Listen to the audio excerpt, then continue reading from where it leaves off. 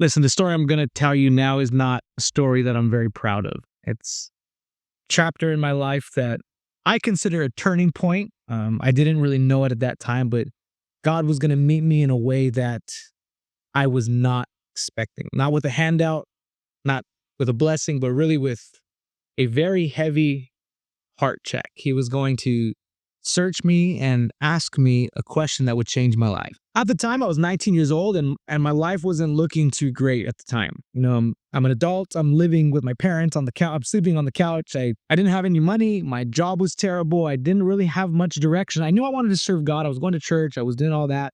But I just felt like, man, I don't know what's next. And I wanted to get married, but I wasn't ready for it. I didn't have the money for it. I felt like I wasn't prepared as a man to be a husband. And to top all these different things, I mean, when you're 19 years old, listen, I'm sure that you can relate to this. When you're 19 years old, you don't really know what you're going to do next. I mean, there's a lot of confusion. There's a lot of questions. Sometimes you feel like you're really behind in life. And it's like, man, God, what am I doing wrong? Why is my life looking this way? Why is it so slow? It's like sometimes we're waiting for this big opportunity or this open door for God or from God to allow us to step into this season of maturity or we like to say calling, right? What is my calling? What's next? And so I knew what God wanted me to do. I knew that there was in my heart to be a pastor and to lead a church eventually in my future. But in the moment, no money, no good job. It's all these things there was a lot of confusion. Now, all this is going through my mind. I'm struggling. I'm not very happy. I feel like I'm lost. And to top it all off, to make it all worse, I was in debt to multiple banks over dumb decisions that gave me overdraft fees, and the overdraft fees turned to more charges, and I owed all this money. I remember very specifically. Let me tell you how irresponsible I was. It's the dumbest thing that I've ever done. I had no money in my bank account, but you know what? I was really hungry. And there was a Carl's Jr. down the street from my house. So I went and I literally got an overdraft fee because I bought food. It was just an awful season of my life. Now, around this time, I had just bought my first car. Now, when a lot of us dream about our first car, we have a dream car, what it's going to look like. My car was a 1992 Honda Civic with multiple colors because of the rust that was going on different doors. There was a hole in the ground, so if it rained and flooded, the rain would come up into the bottom of the passenger seat. It was a beat up old car that I got for $900. It had looked like it went through an apocalypse of some kind. Like it would be the car parked in the street after the Avengers destroyed the city. This is the car that I had. Now, the car would drive okay, right? But not long after buying the car, guess what happened? It broke down. The engine gave out completely. I didn't know I'm not a mechanic. I didn't know exactly what was wrong with it, but I knew one thing. After I sent it to the mechanic, it was a friend of the family who was a mechanic that was kind of willing to help us out. I found out one thing about this car. I could not afford to fix it. Now I had a decision. We leave it in we couldn't leave it in the parking garage of the mechanic, so we had to go pick it up. The only problem is the car didn't work. I couldn't drive it home. It wouldn't turn on. I forget what was wrong with it. It was really bad. So I couldn't afford to fix it. I couldn't drive it home. So I had one option. This is where it gets pretty miserable for me. My dad had to get our Suburban. We had to tie straps from the Suburban to the car. And my job was to sit in this car that wouldn't turn on, watch the brake lights on a Suburban, watch the blinker, hit the brakes when I needed to, and turn the car when I needed to. It was in neutral the whole time, and I basically got dragged from East LA all the way to Norwalk, California. And I'm sitting in the car at a parked at a red light, feeling empty, feeling humiliated. I'm 19 years old. I'm broke. I'm in debt. I'm kind of a careless, immature person. And I'm really beginning to feel crushed under the weight of the shame of the decisions that I had made. And in that moment, I was so frustrated. Now, you got to remember, I'm a Christian. I'm serving God. I'm going to church. I'm doing all these different things. It's not like I'm living this crazy, sinful lifestyle. But I had a moment with God, and I cried out to the Lord. And right there in that broken down car, I said, God, and I meant it with my whole heart. It was such a sincere prayer. I said, God, can you please get me out of this? Can you please get me out of this? Now, I wasn't just asking to get me out of the car in that moment. I was asking for a way out of the situation. I was praying for a miracle, that God would come through for my life. I remember being desperate. Like, I wanted to get out of debt. I wanted to get out of this life of lack and frustration. And I was frustrated. Now, out of this hole that I couldn't climb out of. I wanted to hear God say something. I wanted to hear him say, "Don't worry, son. I'm sending someone to bless you with money, and I'm going to give you a brand new car, and I'm going to get you out of this mess." Or at least even the minimal, like, "Hey, help is on the way," or anything, maybe a phone call from the mechanic that would say like, "Hey, I'm willing to help you and I'm going to do it for free." But instead, I heard from God something completely different than what I was expecting. And to be honest, it was a little frustrating to hear what God had told me next.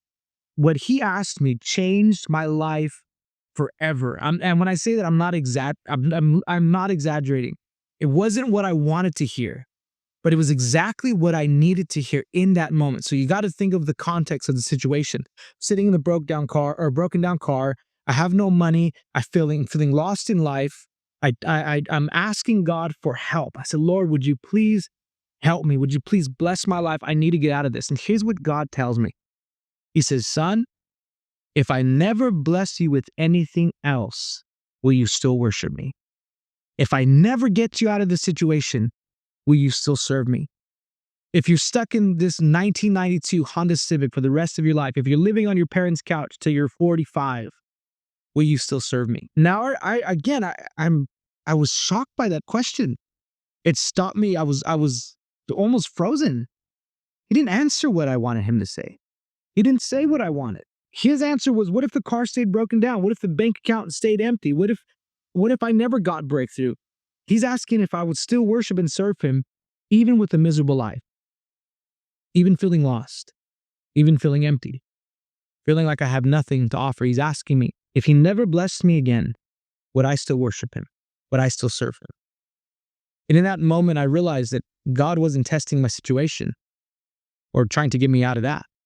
He was testing my devotion. He was searching my heart. He wasn't asking for my money. He wasn't asking for my time. He was asking for my devotion to him. He was asking for my life. Now, I could feel the gravity of the situation. I could feel the gravity of this question. I'm 19 years old, sitting in the car. I hear the Holy Spirit clear as day. "I never give you anything else. Will you still worship me?" I didn't want to answer right away. I didn't want to give him a casual, "Yes, God, of course," and hoping that maybe he'll just bless me anyway. So I paused and I thought about it and I wrestled with this mindset, this decision that I had to make. And then I was honest with God. I said, "I don't know if I can answer this right now. I don't know." And as I began to pray and think it through, I said, "You know what? Yes, Lord, if you never give me anything else, if I never get the new car, if I never get more money, if I never get married, if I never get a house, I'm still going to worship you. I'm still going to serve you. I'm going to give you everything that I have."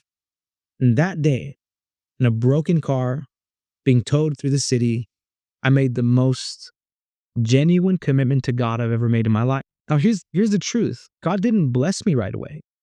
Again, I didn't wake up to a brand new car sitting in my driveway. I didn't get things together right away. In fact, that car ends up getting stolen and broken down again. And so that's a whole nother story that I'll save for another YouTube video. God didn't bless me like that afterwards. But eventually, I got a new car. Eventually, I got a better job. Eventually, I got myself out of debt. I got married to my beautiful wife. But to this day, that one conversation with God has anchored my soul forever. Because since then, there have been other hard days. There have been really tough seasons. There have been moments where I wanted to quit, moments where I wanted to give up, moments where I felt like God wasn't coming through with what I wanted him to come through with. And the Holy Spirit will bring me back to that day.